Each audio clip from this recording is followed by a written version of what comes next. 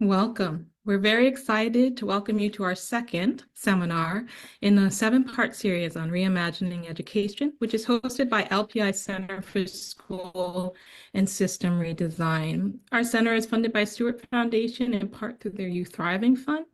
And we have been able to talk to partners and develop new relationships with organizations to design our work and identify areas of greatest need. LPI continues to be committed to lifting up bright spots in school transformation so that we can learn from these examples and expand the conditions to grow more successful schools in California and across the country.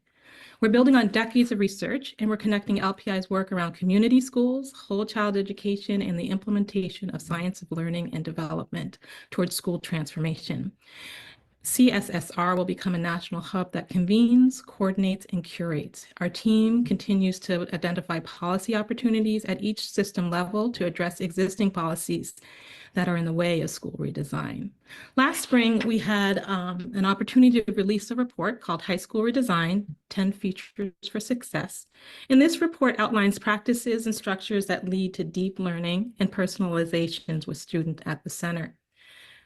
In the report and during each of our sessions, we're going to provide examples, tools, strategies for how to build meaningful developmental relationships, culturally sustaining pedagogy, and authentic curriculum and assessment, as well as approaches to center students and families and teachers in decision-making.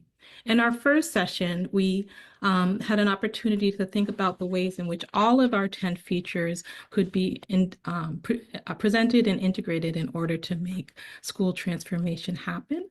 And in this session, we'll focus on positive developmental relationships and designing safe and inclusive school communities. Safe and inclusive school climates. I now have the pleasure of introducing my colleague, Laura Hernandez, who is a senior researcher at Learning Policy Institute and co-leader of our whole child education team. One of her areas of expertise is designing qualitative research on whole child approaches and the systems and structures that enable them. Laura's research is informed by 9 years as a classroom teacher and her interdisciplinary doctoral work that explored education policies and factors that affect equitable and democratic implementation. Welcome, Laura. Thank you, Cheryl, and good evening, everyone. It's an honor to be here with you to take a deeper look into relationships and school climate in high school redesign efforts. I'd like to start the discussion today by exploring the question that you see here, which is why do relationships and school climate matter in schools? It's a seemingly simple question that likely all of us can answer based on our own positive or negative experience in schools, whether that be as a student or in our professional endeavors.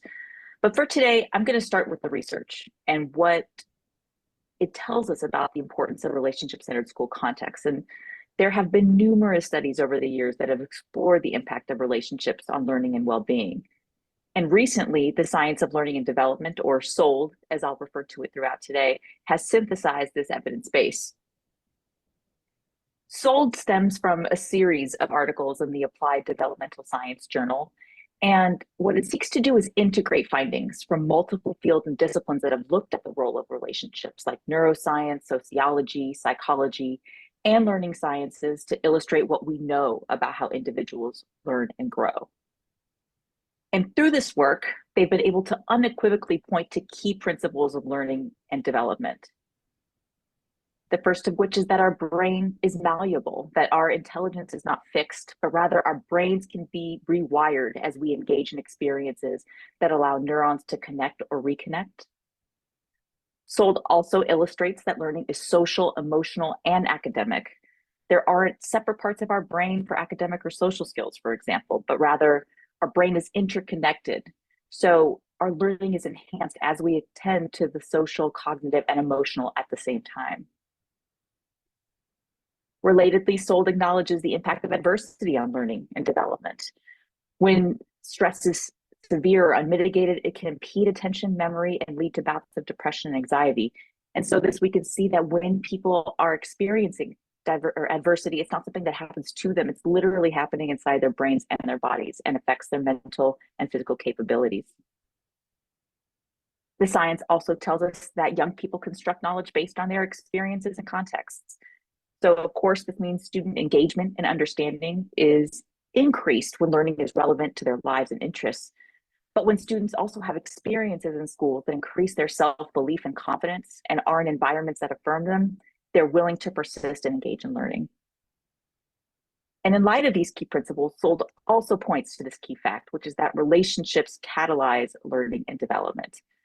Positive interactions between students and educators open up the mind to learning and spark that rewiring of our brains. Supportive relationships enhance the social, emotional, and academic aspects of learning, and they have a protective effect against the mental and physical effects of adversity. And they also can enable young people to feel valued and affirmed in their school settings. So taken collectively, these Sold principles all point to the importance of positive relationships as a key force that fuels what we know about how individuals optimally learn and grow. And with this, it suggests how we ought to be supporting young people in schools. But as we know, many, if not most, high schools are structured in ways that run counter to these principles. The factory model of schooling that still characterizes most US high schools makes relationship building between students and staff challenging. We have large, comprehensive schools, often with large class sizes, that make for depersonalized settings. Our schools often move young people from class to class, teacher to teacher, or through tracking structures that not only exacerbate segregation and stigma, but also make relationship building difficult. And teachers too feel these effects, as they often find themselves isolated in ed-crate classrooms, making the consistent collaboration and communication that enables strong support for students somewhat elusive. Other approaches, like harsh discipline and attacks on culturally responsive or identity-safe pedagogy, exacerbate the challenge, as they undermine trust building and a sense of social emotional safety and belonging for many students. So while the picture I have just painted on the state of things is admittedly dire sounding, Sold and our Redesigning High Schools report at the center of our learning series suggest that we should remain optimistic and that we can point to effective structures and approaches that schools can integrate to break this pattern. Of course, one of the highlighted features in the Redesigning High Schools report that brings us here today are structures that create opportunities for positive developmental relationships, which are relationships characterized by trust and authentic care that also help to foster student agency and a positive self-concept. And there are a number of structures and practices that high schools can integrate to create these opportunities for these sorts of connections to grow. And these include those that make for smaller learning communities where staff and students work in closer knit units. So in large high schools, this often takes the form of houses or cohorts or academies, which keep groups of students and, to the extent possible, a dedicated group staff together so that they can regularly interact with one another. And here, coupling teachers with these cohorts of students not only provides the opportunity for stronger relationships to grow, but it also allows educators to collaborate and to collectively address students' holistic needs. Student-centered staffing models, or those that allow for more extended opportunities for educators and students to work together during the school day, also create conditions for relationship building. A common example is block scheduling, where students have fewer but longer classes each day, which afford for kind of more prolonged and substantive interactions between students and teachers, especially when courses continue for a full year. Looping, which allows educators to remain with the same students for more than 1 year, also supports relationship building, especially when students have the same subject matter teachers or maintain the same advisor beyond one academic year. And the final structure I just named, advisories, is another key piece of these relationship building structures. Advisories are those that create a community that allow young people to regularly connect with an adult and a small group of peers. These are much more than the homerooms we often see in high schools. Effective advisories, which pair one advisor with about 15 to 20 students, meet regularly, ideally multiple times a week, and provide opportunities for students to receive support on academic and non-academic issues. So to summarize, while each of the structures I just described are distinct, they each create opportunities for high schoolers to develop individualized and substantive connections to one or more caring adults in the school.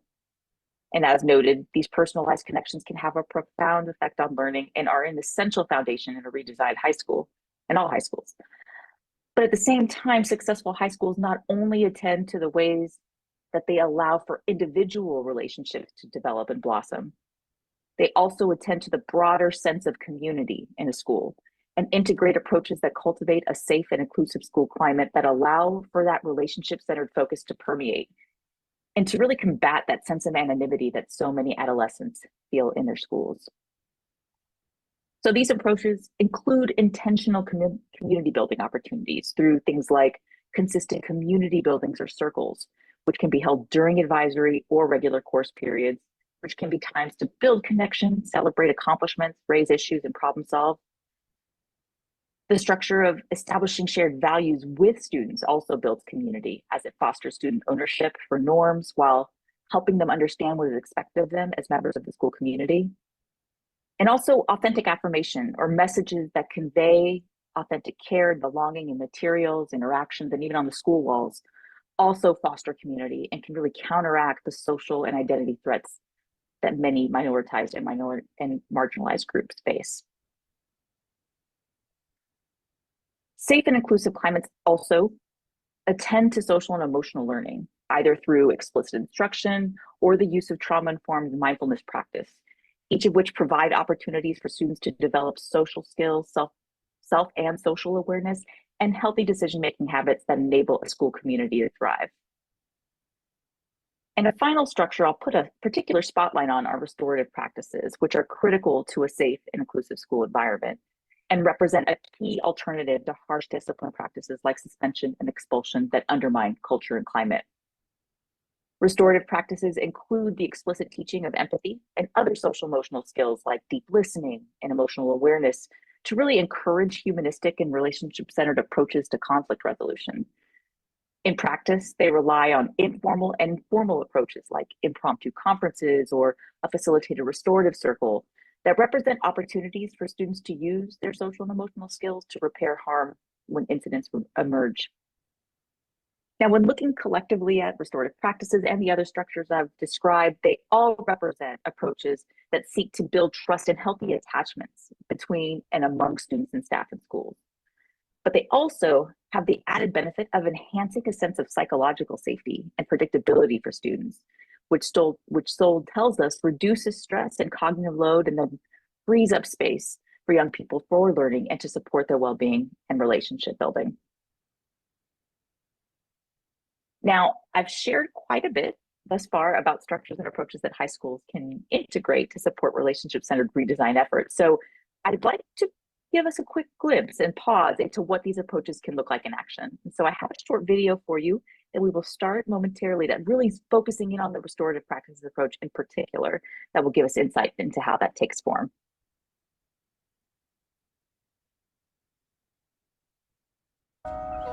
First, I'm going to read a quote.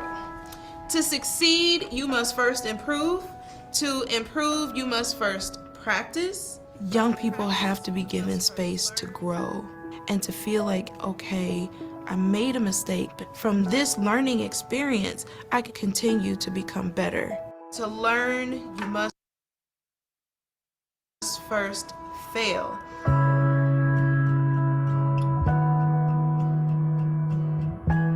When you're talking about student discipline, a lot of times we are punitive because it's faster and restorative takes more time. But restorative practices are better long-term. So at Pearl-Cohn, we have a place called The Zone, which we use in lieu of suspension. Welcome to The Zone. It's a collaborative space where kids get into a circle and they discuss what their behaviors were and ways to correct it. We have The Zone every morning from 7 to 9 a.m. Today, we had 8 students in The Zone. We're here today to talk about how to make things right when we make mistakes, poor choices. Usually the infractions are cell phone use, disrespect, cursing, but it could also be that there was an argument in a classroom or more aggressive behaviors that also get sent to us. So even though you had a conflict that brought you here, if we can bring our best selves to this circle, we can get a lot done, we can learn from each other. When students come in, we go over circle guidelines so that there are agreements that we hold within this space. What does it mean to listen from the heart? You're trying to feel like you're relating to the situation. Just like showing respect to them. Once we teach them really what the zone is and how this is not a space where there's a power dynamic between you and another person, then they kind of disarm and we get to what's causing that behavior. I had somebody come to me and tell me that a friend said something bad about me. Most of the time when you're in trouble, you get a referral and you have a consequence. They don't really want to hear your side of the story. Well, what happened? When you come into zone, they have a conversation with you and they kind of tell you how to solve your problem the positive way.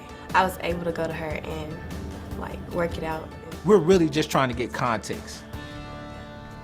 Whenever there's a conflict, right, both parties contribute to the conflict, right? Although you may not feel like you contributed to the problem, you played a piece in it. And that's a part of the social emotional learning that we're trying to get them to see. We really want to have a discussion about the things you can control. I just need to catch myself and know my surroundings. It is a place for students to process their role in it, understanding who was harmed, but then also understanding that it's okay to reflect on what you as a student needed in that situation. I don't need anything from others to make it right, because I can be mature on my own. But how can we help you in the maturing process? Because we're going to be here too. What I usually say is I don't want to change your behavior. I want you to think about it before you do it. Really, I've seen them becoming very intentional about what they do, what they say. Everybody has to own up to their consequences. And that's the whole purpose of the zone. By me owning it, it's gonna help me better.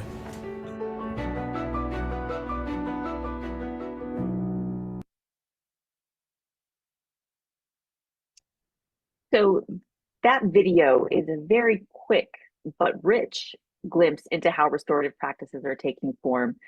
It clearly illustrates how restorative practices support social and emotional learning, as well as a sense of community and inclusion, even for students who might typically find themselves facing exclusionary practices, but as you all saw, instead are being shown care and supported in reflection. But also another piece I want to highlight is that that segment really gets at the qualitative character of positive development relationships in high schools. So many folks often think that positive relationships are just about being nice to students, which of course is important. But what this really puts on display for us is that positive developmental relationships are those that are founded on deep care and trust, but they're also very much attentive to that idea of student agency and support in helping them develop as individuals. So with that, we are mere moments away from hearing from three incredible practitioners who have supported and led efforts in their own schools to improve school climate and relationships. And so they're going to be sharing their insights about how they were bringing these particular structures and practices to life. But before that, we wanted to give all of you an opportunity to pause and reflect on the ideas that are resonating with you and your experience. So we're going to pose two simple questions to you in a Zoom poll. The first of which you see already popped in there and also on the screen, which is what structures and approaches are helping to build relationships and strong communities in your school?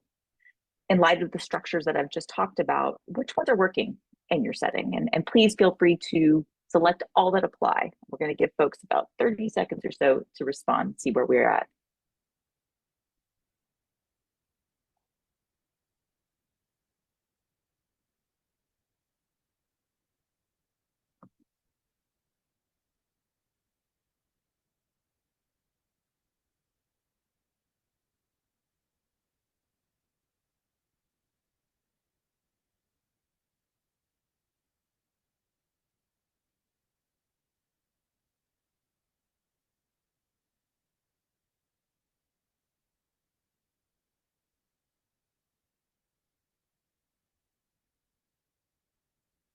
Right, maybe about 10 more seconds to respond.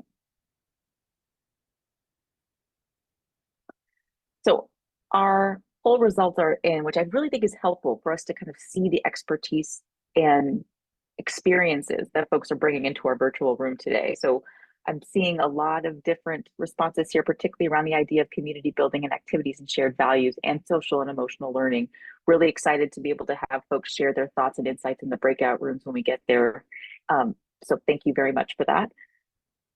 And the other pause and reflect question that we are thankful for you for engaging in is our second question, which is actually at the other end of that spectrum, which is what structures and approaches do you want to learn more about? Which ones represent your areas for improvement or places for learning? And again, feel free to choose all that apply. We'll give folks about 30 seconds or so to do that reflection.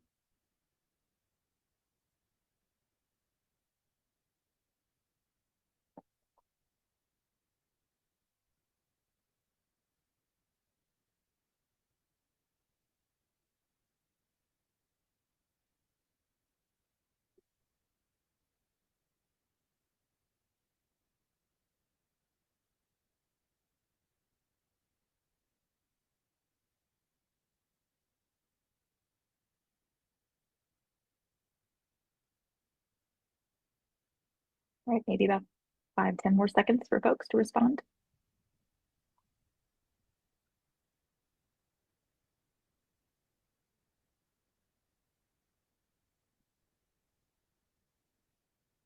Well, thank you again for your responses here, especially with your honest candor and reflection in naming your areas for improvement. I'm seeing that folks have an appetite for learning a bit more about these community building activities, also social and emotional learning. So in some ways, a strength and an area of improvement that we want to be thinking about collectively today and speaking to. Also, the idea of advisories is another piece of the puzzle that folks might want to get into. And I'm very happy. And first of all, just want to thank folks for their participation and bringing themselves into the virtual room here. The anonymity that we're trying to avoid in our own high schools is one that we're also trying to avoid in this space too. So thank you for that. But we also think this knowledge is really important as we're moving into our moderated panel, so folks can bring their experiences and we can dig deeper into some of your questions and or leverage some of your expertise as we continue moving forward. So we hope that you will remain active and pose questions in the chat to our panelists, which is exactly where we'll be moving next. So at this point, I'd like to invite in Roberta Ferger, who is a senior director at the Stewart Foundation, who will facilitate this portion of our learning session. Roberta, it's an absolute honor to have you here, and please take it away.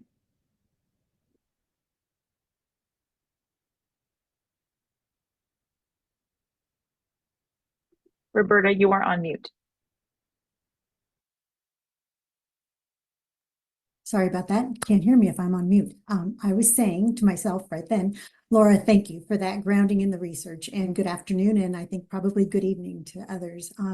It's really a privilege to be here today and to have an opportunity to learn from these three amazing practitioners on such a critical topic. So we'll start by introducing them.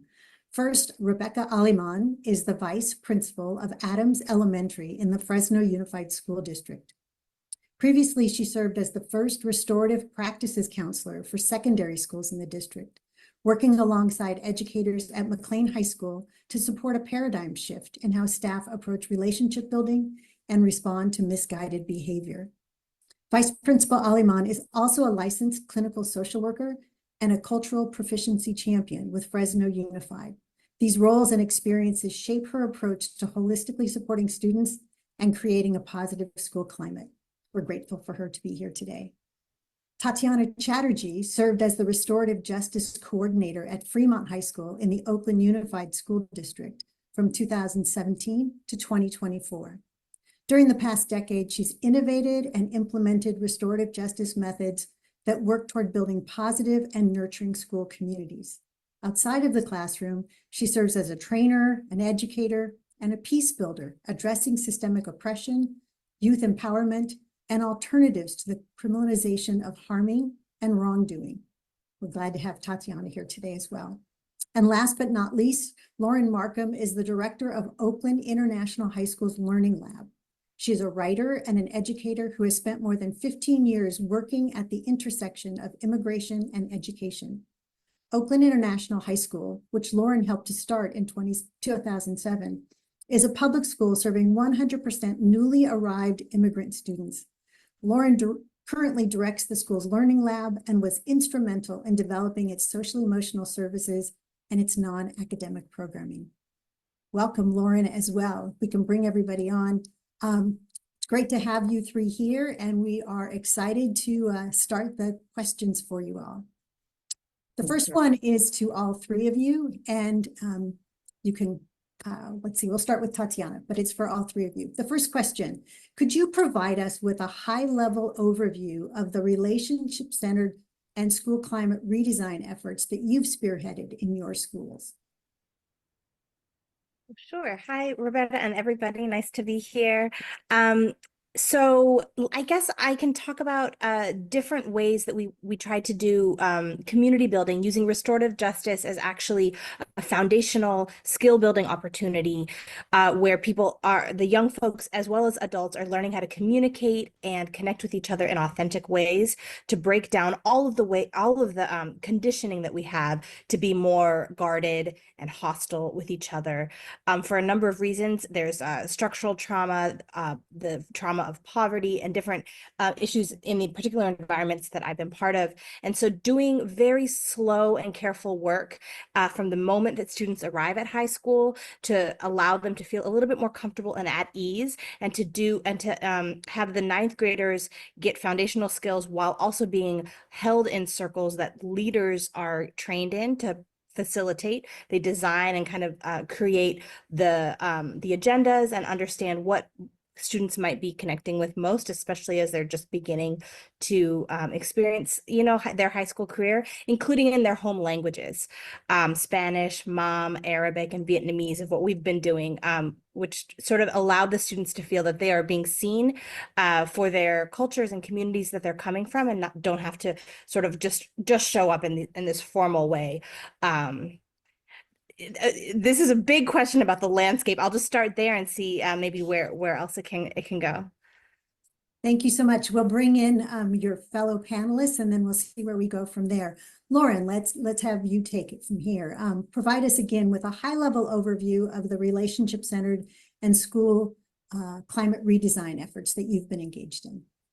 Absolutely. So, just reminding folks that the context that I'm working in is one in which all of our students are newcomer youth, and so aren't necessarily, many of them are not enrolling or starting with us in ninth grade, or not at the beginning of ninth grade. So a big thing we've spearheaded over the last few years, and it's been even more important, and we sort of did it school-wide after COVID, or after we came back from COVID, is a system of welcome circles, so that all of our students, when they're coming to the school, be that, the first week of school, or be that in April or somewhere in between, they're getting a welcome circle with school staff, with student leaders, that is both kind of a warm welcome into the school environment, but also an orientation to, like, where is the lunch line, and how do you open a locker, and all of these things that many of our students have not experienced before.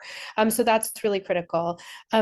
This has been part of our school all along, but our advisory systems are really strong at Oakland International, and we hold community-based circles, community circles in our advisories, and we trained all of our staff on restorative practices. We all know that for restorative justice models to work at in times of conflict, or when students are really struggling in a really difficult situation, we have to have started with those community building circles first. And so we've integrated those throughout the classrooms, but particularly through the advisory systems. Because looping was mentioned in the poll, we have a blended 9 and 10 mix. So there's some culture keeping and cultural support that happens, and then looping of teachers, so that you'll have the same science teacher in 10th grade as you did in 9th grade if you were here in 9th grade. And then, we've built out a wellness center here at Oakland International, and really, really strong links between the classroom and the wellness center, so that the referrals and communication between our wellness staff and our wellness team and our classroom teachers, that there's a really, really, these are not siloed programs, that our wellness center is integrated into the classroom and the classroom teachers sort of resource toolbox.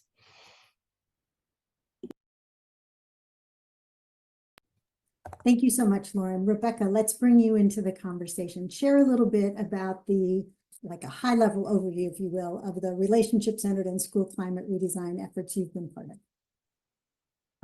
Thank you. And thank you just for the opportunity. And actually, the work that was done over at McLean, there's so much pieces to it because it was that pilot project. And it was a years in the making project that incorporated both the professional learning, modeling about the work, and involving student voice, and being able to work through different perspectives and mindsets with staff. So I'm excited to be able to have an opportunity to share about those specifics as we continue. Thank you, Rebecca. One of the things that I think Tatiana brought up, but Lauren, you elaborated on a bit as well, is the importance, the foundational nature of just young people students being welcome, being seen, building community. So everything else builds from that.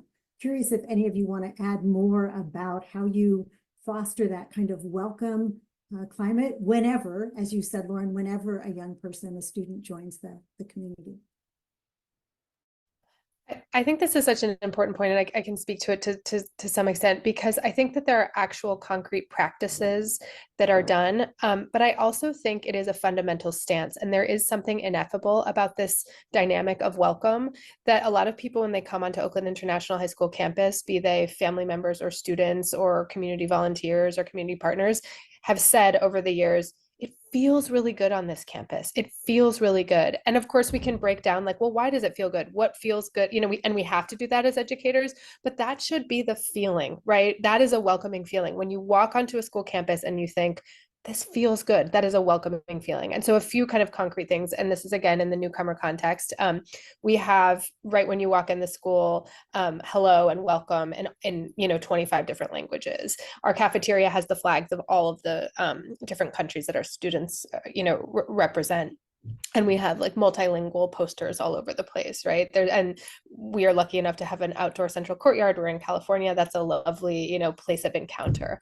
But I will also say that another practice, and this is such a simple thing, but it's like a constant greeting. Hello, how are you? Good morning. Hello. Lots of smiles, lots of greeting, whether you know the student or not. That is like a really key practice that is so, so simple. But I think that kind of vibe, sorry, as a Californian, but that kind of like that vibe feeling, I think actually is a foundational precursor to all of the other practices kind of working and feeling and being authentic.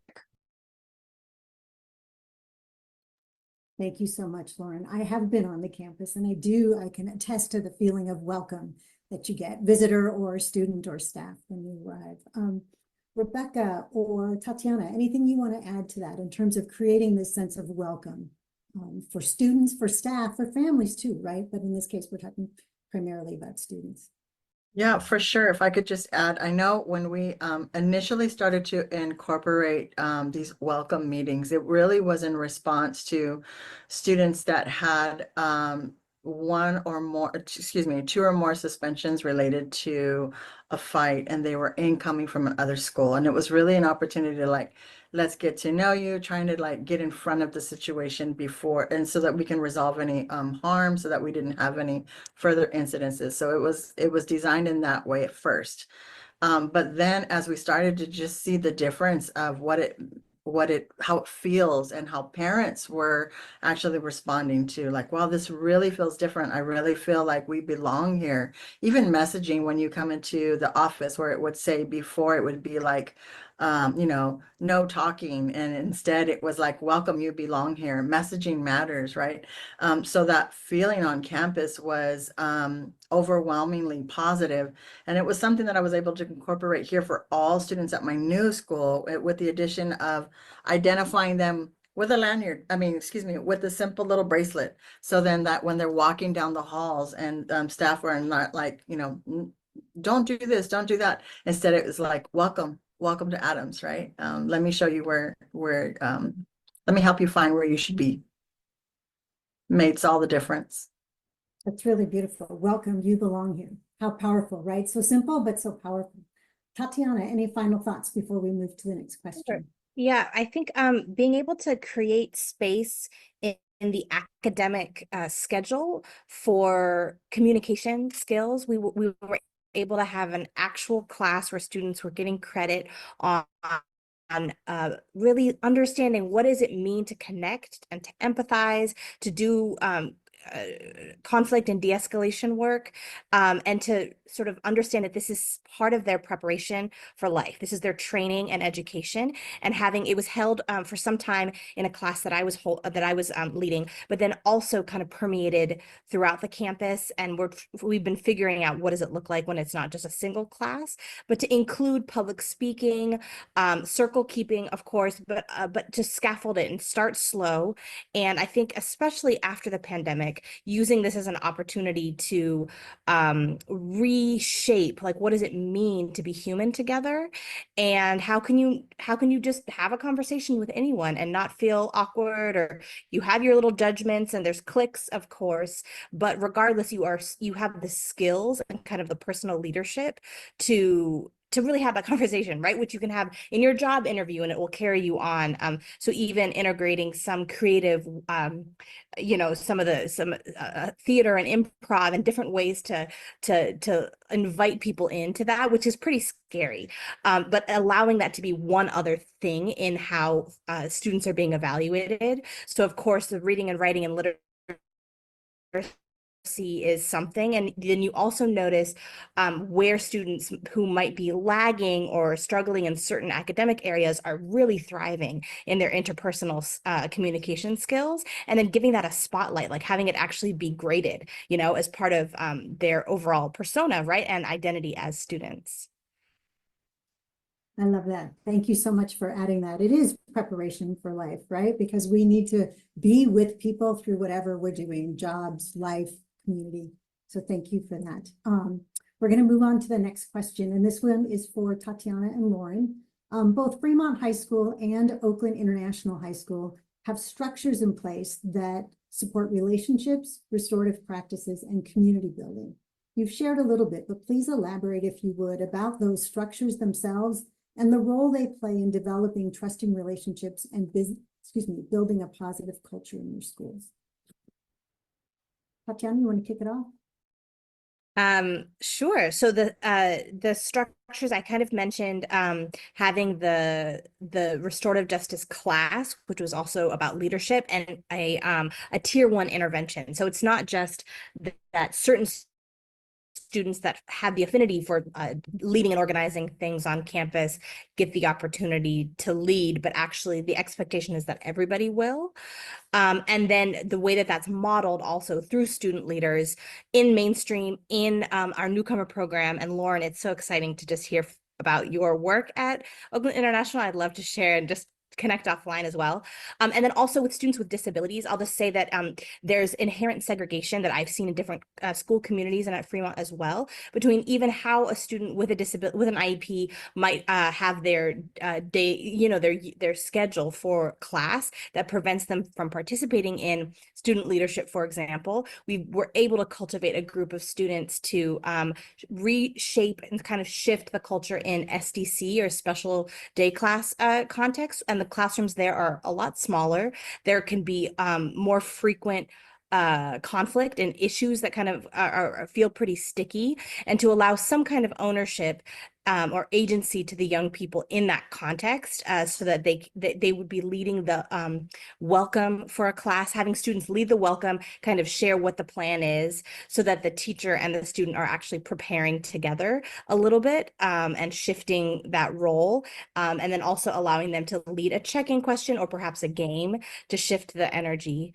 So I think, like, whatever way that students have some leadership capacity is one structure. And then another one is having student leaders actually lead some of the professional development. So the student leaders that in Oakland, we have a pretty robust restorative justice sort of history. In middle school in particular, students take a big role. They take a big part in leading and designing circles, and in high school, what we found is that history carries with them, and they're able to share that knowledge with educators, newer teachers, people who are newer to Oakland, and then kind of have that feedback loop of this is an intergenerational space of learning, and that adults can feel more comfortable and at ease that actually a young person might train them on something new and have that open mind. So that I think has done something for the culture and the mentality of educators as well, and the adults in the space.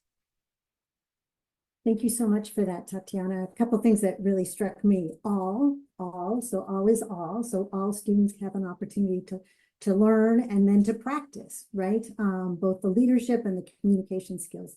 So thank you very much for that. Turning now to Lauren. You've talked a little bit about this already, but if you could elaborate a bit on the structures that you've had in place. You talked about advisories, for example, but others that support relationships, restorative practices, and community building. Yeah, absolutely. So advisory in our team structure. So we have teaching teams that the same group of teachers sees the same group of students in this intentional way. Meanwhile, with the exception of like electives, our students are cohorted such that they move together with the same group all throughout the day.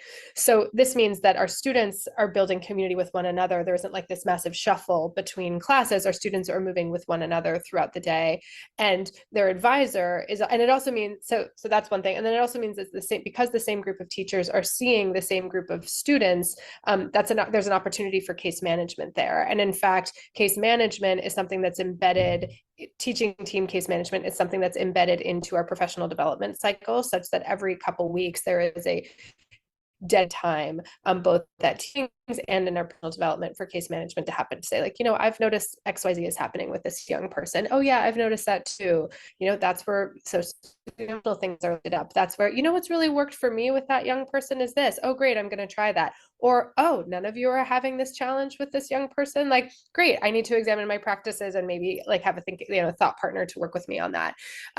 Also, I should say the advisor, there's a loop with the advisor. So your advisor is also your science teacher, also your English teacher, also, one of your core content teachers. So that's, that's a super important kind of fundamental structure to our school that supports community building. And yeah, and just that, we have really invested discretionary dollars, and this hurts, except for that it also it matters in creating and maintaining small class sizes, as well as in our younger grades for students who, our language levels tend to be lower at the 9th and 10th grade because students tend to have been here for less time. We have invested in not only keeping our class sizes contractually lower than we're like obligated to at the district level, because we believe that that's important. We believe and know that's important for all students and our students in particular, and that's an investment we've wanted to make. We have also in a number of classes, we've invented a position called a newcomer assistant, which is basically a paraprofessional second adult in the classroom that's not special ed dedicated, but that is there to be just another adult to help with group work, to help with classroom management, to support with individual questions. Thank you so much, Lauren. And I'm so glad you mentioned the newcomer assistant, because that was such a creative response to the need for another adult, another person in the room. So looping, advisory, smaller class size, the assistant, as you mentioned. And then I want to underscore that dedicated time for staff to come together who share those students to understand each other's experiences and maybe brainstorm what challenges young people might be having. So thank you for that.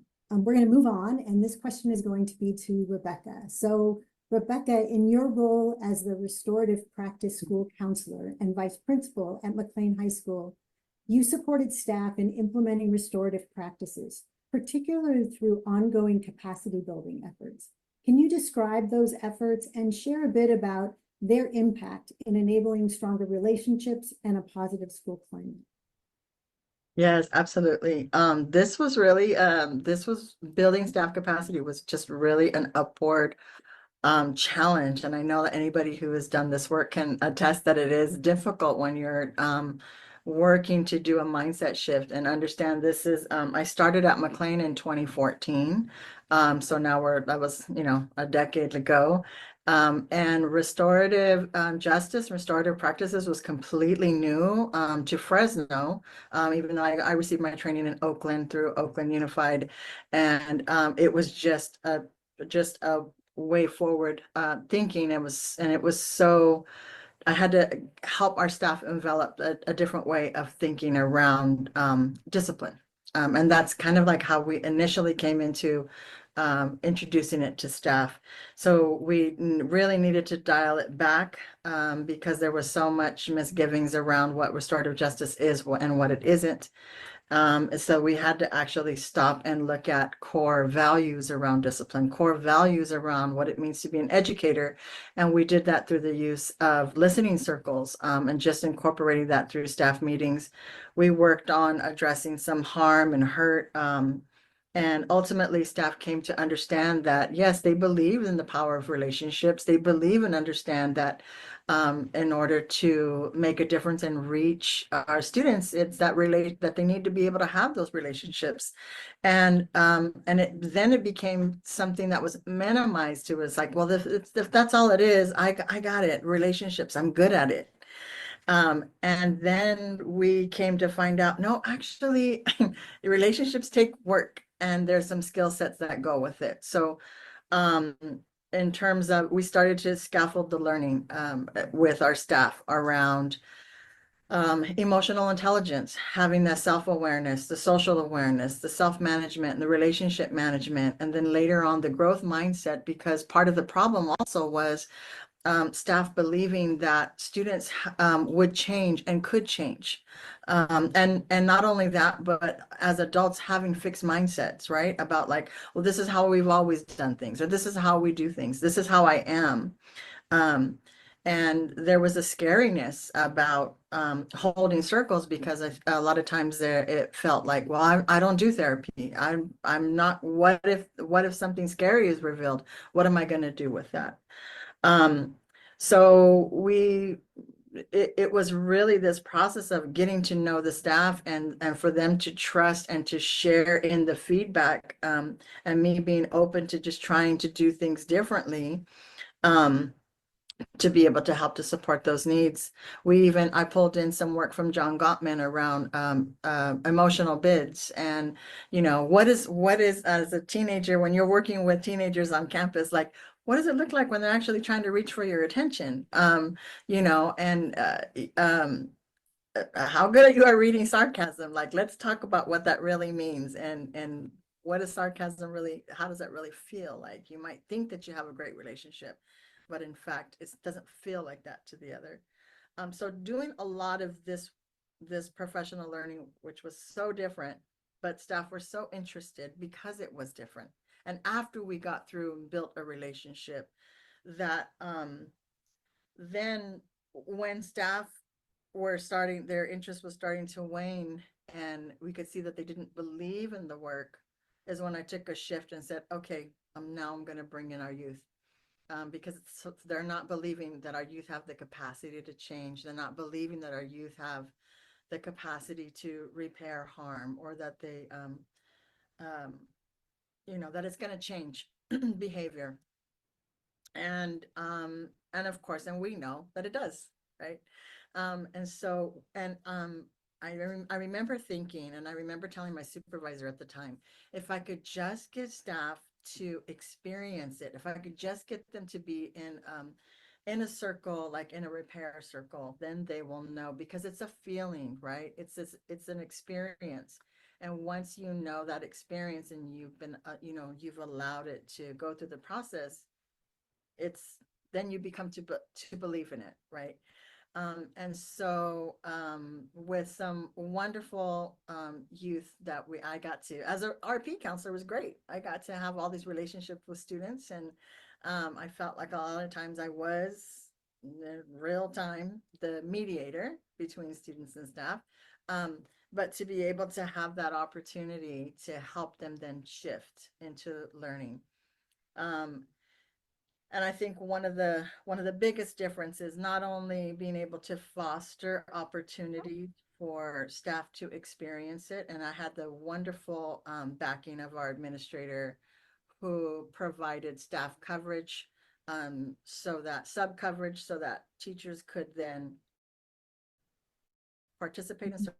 And part two is making sure that the resources are allocated there, so that staff don't feel like, this is an additional thing to do. Right. But we started to have students lead, and they taught. Actually, one of the biggest things was I had students teach professional learning on circles by conducting circles, and we had a student panel at our buyback professional learning for all teachers, and they began really sharing this impromptu testimonies about teachers that made a difference with them. And it became very powerful. And just teachers being able to experience that and see the students were actually engaged, that's really what kicked open the doors to true readiness for our staff to move and accept the work. That's really great. So many layers to that. I wish we had more time to unpack it all and explore it, but I want to ask one more quick question for the whole panel, and then we're going to open it up to audience questions. And that is, what is a school or district policy that you needed to navigate, reimagine, or bring about, or amend to bring about your change? And so maybe just a kind of a quicker whip around, and then we'll go to the audience questions as well. Just one policy, school or district level. Lauren, you want to kick it off? Yeah, I mean, I mentioned already, this isn't so much a policy, but I mentioned already the smaller class sizes, that was a decision that we had to make as a staff, as to how we were going to do that. And yeah, I don't feel like there's been as much shifting of policy, but I guess I would say that what we are constantly doing is looking at our systems, looking at our data, and trying to understand how our systems are or aren't working. We're currently thinking about revising our master schedule to allow for more work-based learning, for instance. But we have to look at, well, what would that impact, and what would what would the kind of community costs of that be? So we're constantly revising and revisiting.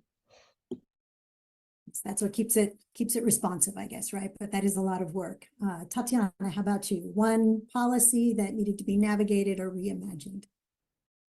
Well, this sort of, what I try to talk about is the tier 1 foundational importance of culture work. But the thing, when you said policy, the thing that comes to mind is the deep understanding from site leaders around what restorative justice can do and be, in the sense that there's been some higher level harm either on campus or in the community. And when administrators understand how to move through things in that relational, heart-centered way, we've been able to sidestep some greater harm by diverting, or rather not diverting, but preempting a criminal legal process, and doing so with care and attention to the safety of everyone involved. So I think the policy would be, in the California Educational Code and the Big Five, around where, in my role as restorative justice coordinator, I was prevented from entering into depending on how severe this instance might be, that I shouldn't have been doing RJ. And we sort of took a step back at the holistic situation, what's going on, what does our family, our community need, including our staff.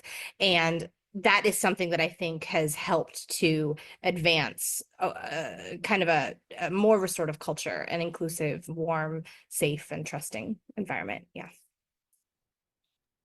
Thank you, Tatiana. That's really helpful. Rebecca, any final thoughts you want to add in there before we go to audience questions? Yeah, for us, it was also reduced class sizes to be able to allow and have that space.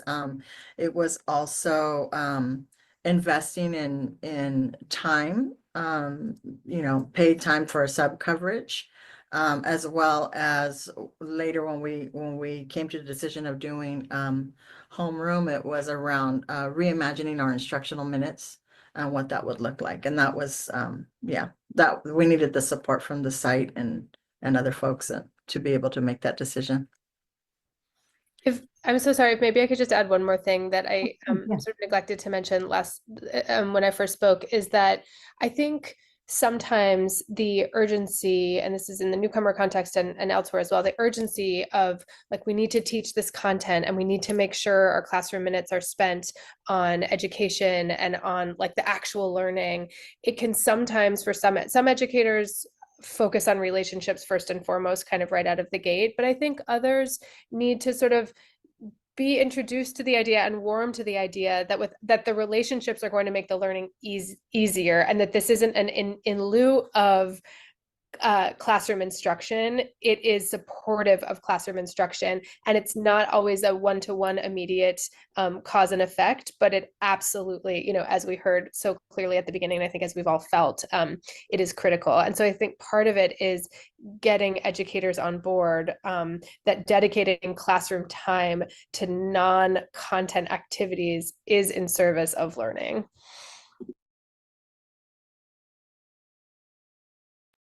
I love that point, Lauren. And what's striking me with all of your comments is that there's a level of sort of imagination that's required, first of all, to think out of the box and problem solve, and also to recognize what people bring into the school, right? The preconceptions, the mindsets, and how do you acknowledge those and then build from there, you know, whether it's about restorative practice or building relationships, and the false notion perhaps that there's a trade-off between time on relationships and time on academic content. So thank you for that. I'm going to bring in an audience question. And it's regarding looping. And there was a curiosity, I think, more than anything else, about why looping wasn't more broadly used among attendees here.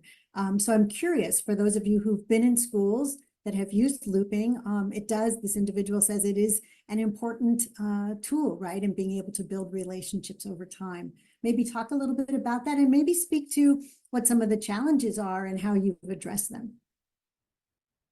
Lauren, I think you might be the only one. Others might do looping as well, but go for it.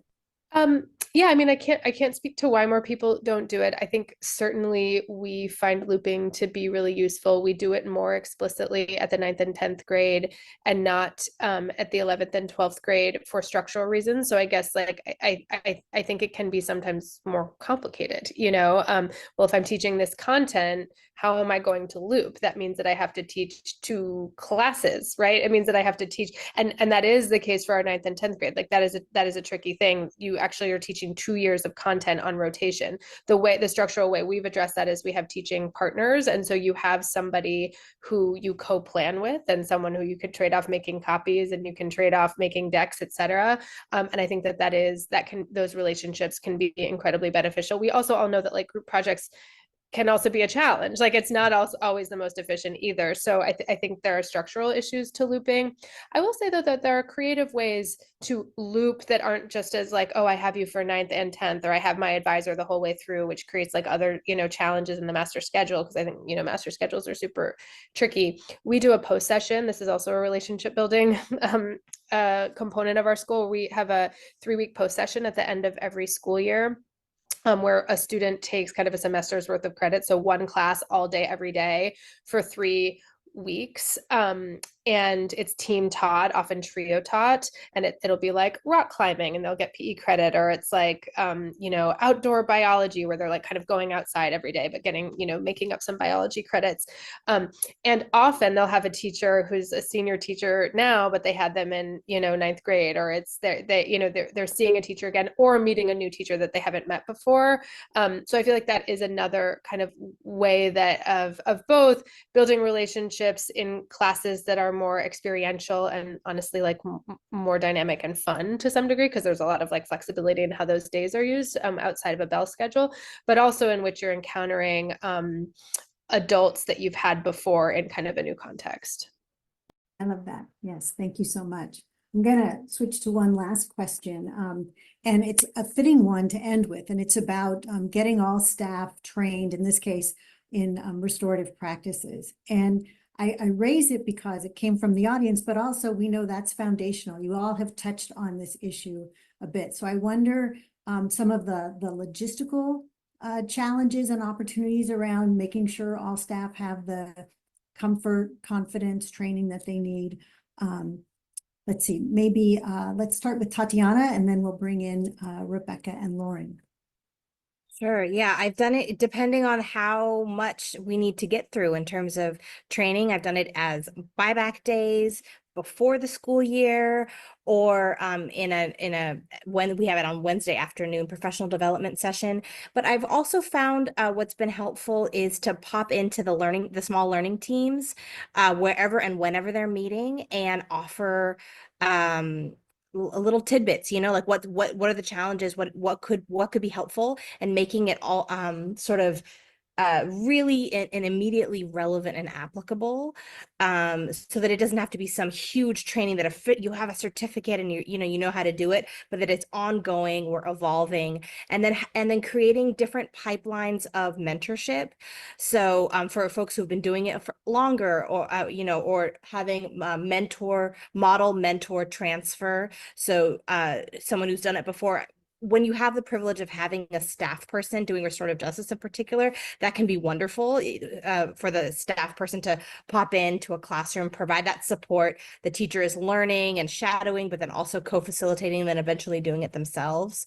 But that can also happen between, I've seen that happen between teachers, between support staff that are enthusiastic about it, and kind of breaking down this idea that only certain people are certified or qualified, but that actually this is it's an ancestral practice. We also bring all kinds of different strengths and flavors to how we hold space. Sometimes it's not a circle, sometimes it's something else, you know, that helps students to connect and engage in a more authentic way, and kind of ensuring that it's less formal. I think I would say the formal stuff is okay, that people feel good about that, but that to build confidence happens in slow and smaller doses. Thank you so much, Tatiana. Formal, but also informal. I love the model mentor aspect. Rebecca, anything you'd like to add to that? Yeah, no, I also love the model mentor. I wish that's something that we were able to incorporate with our site. It is a heavy lift. And I think without having that, and we would do the same thing in the small spaces.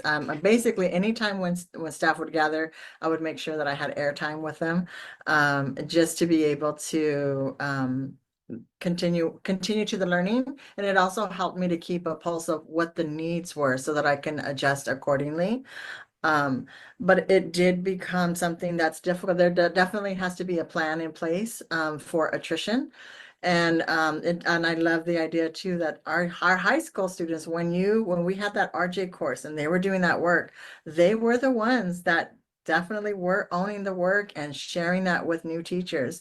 But in terms of having a dedicated person, and we started to embed it into new teacher training and new teacher development. But it's definitely not the same deeper, higher level leverage. But it is embedded as a tier 1 practice.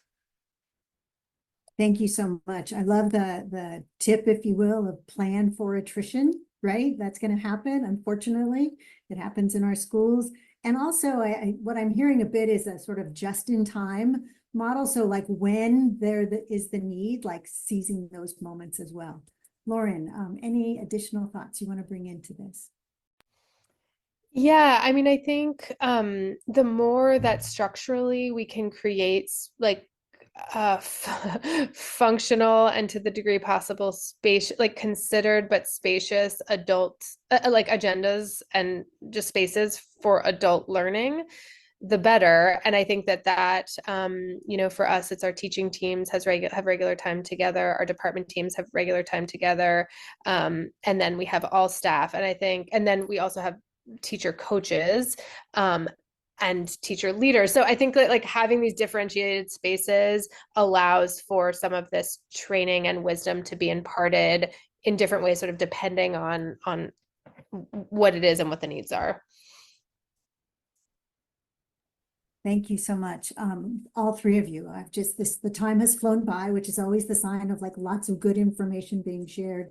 I also want to underscore before I hand it over to Cheryl that in, I think, all of the instances, students are also participating, supporting, leading professional development, and that is so crucial. So I don't want to lose that critical point. But with that, thank you again very much for sharing all your wisdom with us. And I'm going to hand it back to Cheryl. Thank you so much. It was both a powerful and practical panel, really great discussions. And what we're going to do now is move into breakout sessions, and we're going to allow you to elect which room you'd like to be in. So you can join Lauren, Rebecca, or Tatiana in a breakout space, and we'll be with there with LPI staff to facilitate conversations. And we're really interested in you reflecting on what are some of the features and practices that are occurring in your context, and what are the some of the ways that we can think about leading into growth areas and thinking about ways to enable, learn about, and improve some practices. So we're going to move in to those sessions, and we'll have about 20 minutes to have those conversations before we come back to the main room. And we'll hope you'll join us for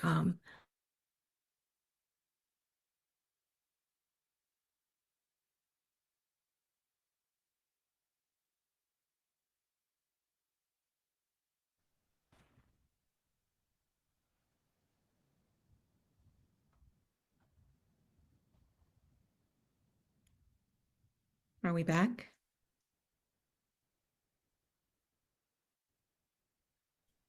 Not just yet. They're still coming back. Okay. Thanks.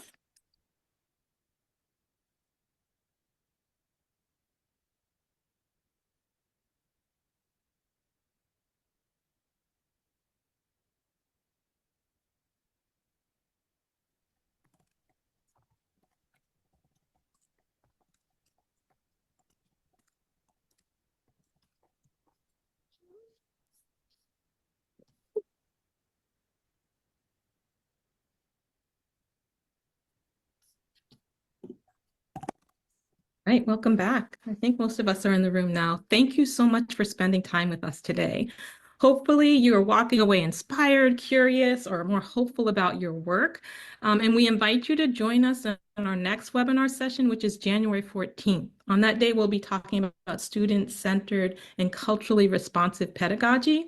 And we'll be joined by Zaretta Hammond to kind of give us a research grounding, and also Chayla Legato and other teachers, school leaders, and students from Coliseum Prep and other schools in the area.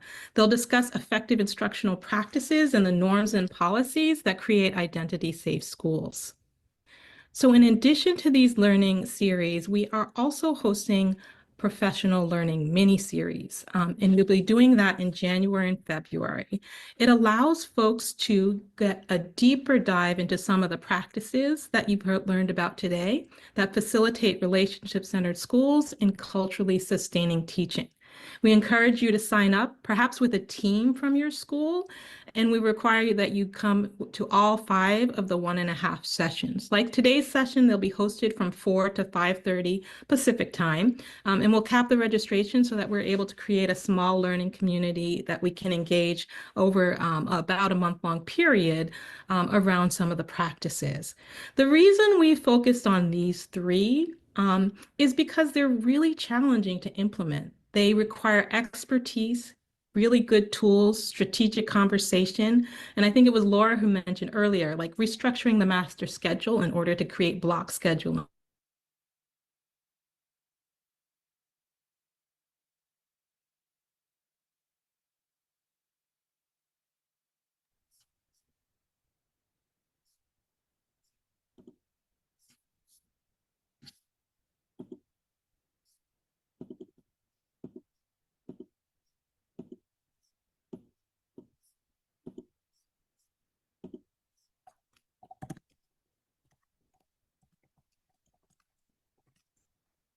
Well, folks, thank you to Cheryl for giving us the update on the upcoming events taking place in the series and the deeper dive. Stay tuned for more information via email, not only with the links that were shared today, but also with these forthcoming opportunities in terms of our learning sessions and deep dives.